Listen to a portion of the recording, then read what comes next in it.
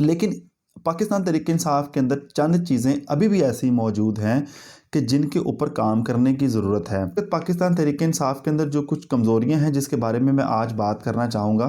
तो हमने उन लोगों को पिक एंड चूज़ करके कि ये मेरा भाई है, ये मेरा मोहल्लेदार है, ये मेरा चचा है, ये मेरा फूफा है, हमने उन लोगों को तंजीम साज़ी का हिस्सा बनाया है। बेशतर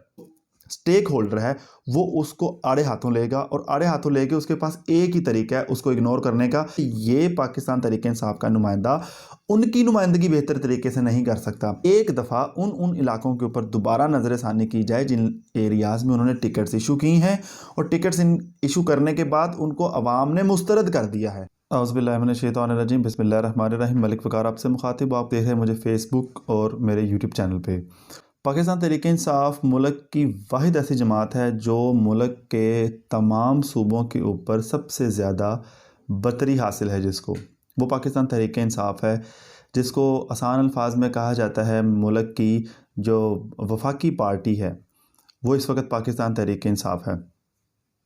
इसमें किसी किस्म का शक भी नहीं है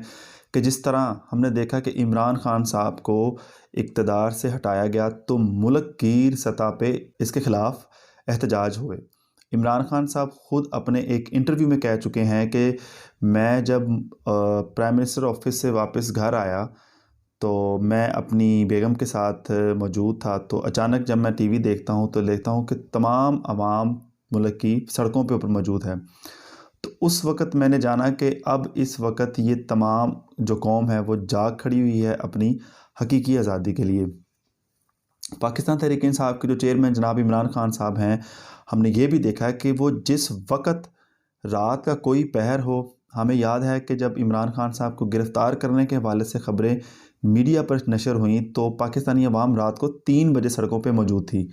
ना कोई कॉल, ना किसी पाकिस्तान तहरीक-ए-इंसाफ के किसी नुमाइंदे की जानिब से कोई कॉल दी गई एहतजाज की। तो लाहौर में लिबर्टी के मुकाम पे और इसी तरह पाकिस्तान के मुख्तलिफ़ बड़े शहरों के अंदर आवाम सड़कों पर निकल आई थी अपने लीडर इमरान खान के हक़ में, उसके लिए उसकी गिरफ़्तारी के ख़िलाफ़ सड़कों पर निकल आई थी। इमरान खान साहब जिस वक़्त भी कोई ऐलान, कोई उनको बात कर दें अपनी आवाम के साथ तो पाकिस्तानी अवाम उसके ऊपर लब्बैक कहने के लिए तैयार रहती है। ख़्वाह वो लॉकडाउन के मामलात हों, ज़िमनी इंतख़ाबात हों, आपका लॉन्ग मार्च हो, धरना हो, जलसे जुलूस हों, पाकिस्तान की तारीख़ के सबसे बड़े जलसे पिछले 7 माह में इमरान खान साहब ने किए और अपने ही जलसों के अगले जलसे में रिकॉर्ड तोड़े हैं। तो बेसिकली इमरान खान जो है वो अवाम के अंदर मकबूल तरीन इस वक्त लीडर हैं। लेकिन पाकिस्तान तहरीक-ए-इंसाफ के अंदर चंद चीज़ें अभी भी ऐसी मौजूद हैं कि जिनके ऊपर काम करने की ज़रूरत है, क्योंकि आम तौर पे देखा गया है कि ऊपर इमरान खान, नीचे अवाम, दरमियान में किसी किस्म का कोई ब्रिज मौजूद नहीं है। यानी कि अवाम किसी शख्स के ऊपर इन्हिसार नहीं कर पाती। वो अपने लीडर की कॉल सुनती है, सड़कों पर निकल आते हैं, लीडर की कॉल सुनती है, धरने के लिए तैयार हो जाते हैं। इमरान खान साहब की कॉल पे लब्बैक कहते हैं, वो बंद कमरे में बैठ के कोई बात कर देता है, यहाँ पाकिस्तानी अवाम सड़कों पे मौजूद होती है। इसके लिए ज़रूरी नहीं होता है कि वो शख्स खुद किसी जगह पे मौजूद हों। और पाकिस्तान की तारीख़ में सबसे बड़े जलसे इमरान खान साहब की गैर मौजूदगी में जलसे की जगह, जिस जगह पे जलसा हो रहा था उसी वक़्त एक ही वक़्त में मुल्क के मुख्तलिफ़ शहरों में हमने पीछे देखा कि इस्लामाबाद, पिंडी, लाहौर, पेशावर, फैसलाबाद, जगह जगह पे इज्तिमात हुए, स्क्रीनें लगी, लोग बाहर आए। लेकिन जो इस वक्त पाकिस्तान तहरीक-ए-इंसाफ के अंदर जो कुछ कमज़ोरियाँ हैं जिसके बारे में मैं आज बात करना चाहूँगा, और मैं समझता हूँ कि जो पाकिस्तान तहरीक-ए-इंसाफ के जो मुंतज़मीन हैं, उनके जो मेन ओहदेदार हैं, वो इस चीज़ मेरी वीडियो को देखें और इसके ऊपर किसी तरीके से अगर अमल पैरा हो सकते हैं तो वो अमल करने की कोशिश कीजिए। मेजर 2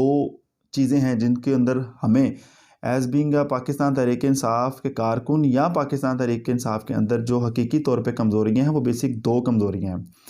पहले नंबर पे हमारी कमज़ोरी है तंजीम साज़ी की, दूसरे नंबर पे है अवाम के अंदर अपने नुमाइंदगान की अदम एतमाद। वो मैं बेसिकली ओवरऑल बात कर रहा हूँ। अदम एतमाद वो है कि पहले नंबर पे चलो बात कर लेते हैं तंजीम साज़ी के हवाले से। पाकिस्तान तहरीक-ए-इंसाफ ने पिछले दिनों तंजीम साज़ी की है।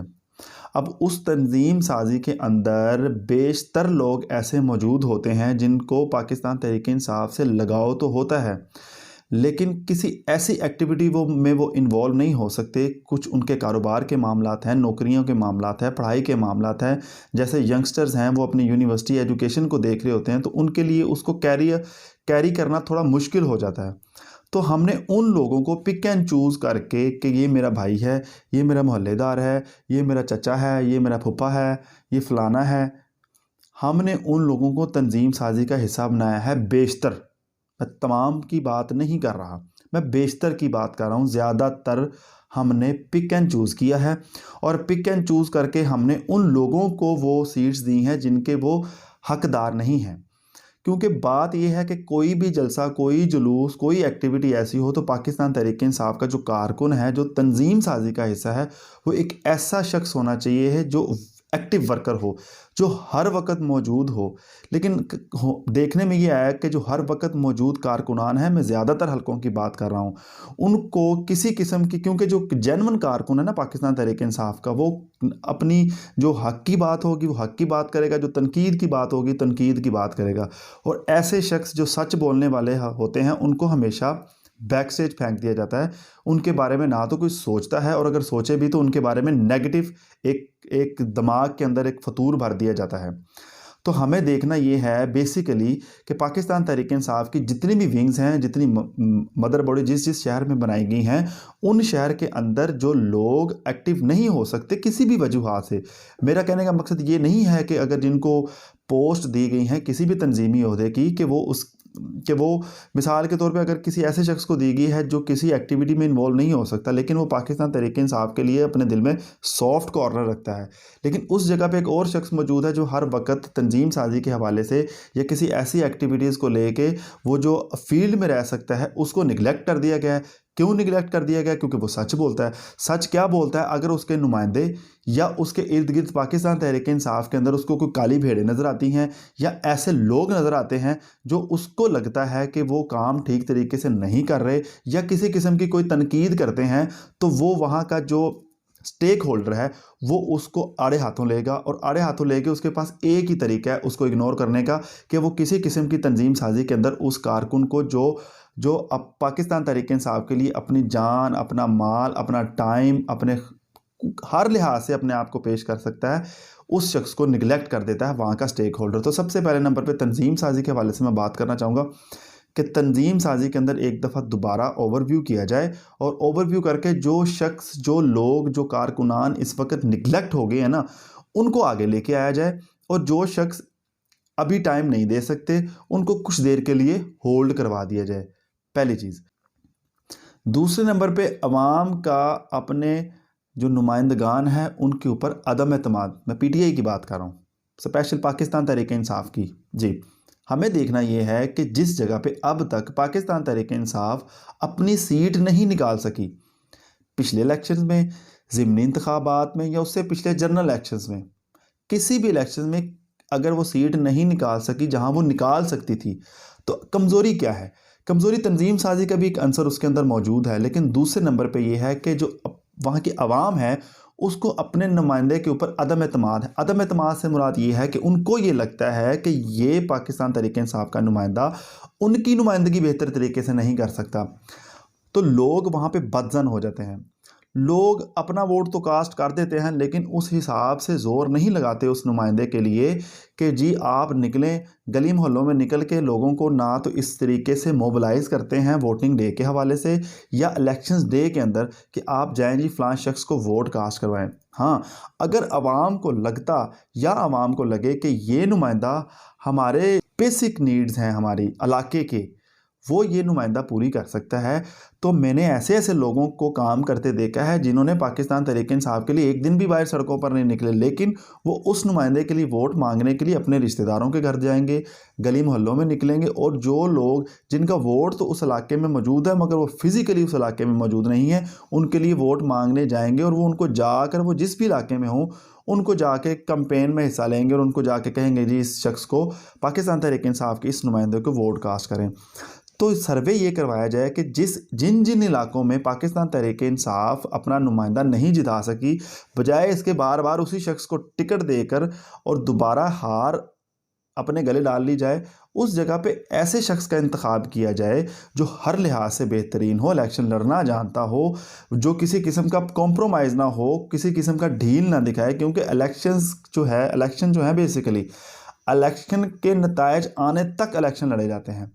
यहाँ पे हमने देखा है कि जिस दिन इलेक्शन डे होता है उस दिन आके ढील दिखा देते हैं अक्सर जगह पे।